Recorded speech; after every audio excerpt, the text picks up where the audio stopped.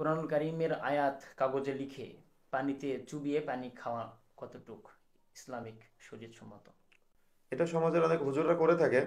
বিশেষ করে যারা ঝাড়ফুঁক করে, তাবিজ কবজ করে। দেখা যাচ্ছে রাসূল সাল্লাল্লাহু আলাইহি ওয়াসাল্লাম তো বলেছেন, মানে আল্লাহকে তামিমাদাত ফাকাদ আশরাক, যে তাবিজ ঝুলালো সে শিরিক করলো। কিন্তু তারা আসলে এটাকে তাবিজ মনে করে না, তারা মনে করে তামিমা। জি, জি। ঠিক আছে?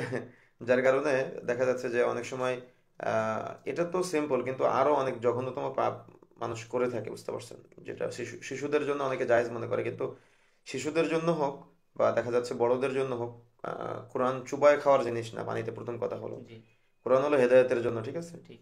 তারপরেও কোরআন দিয়ে আরোগ্য লাভ করা যায়, পন্থা রাসূল সাল্লাল্লাহু আলাইহি ওয়াসাল্লাম শিখিয়েছেন, সে পন্থাই করতে হবে। যেমন সূরা ফাতিহার একটা নাম হলো আশ-শিফা, শেফার সূরা।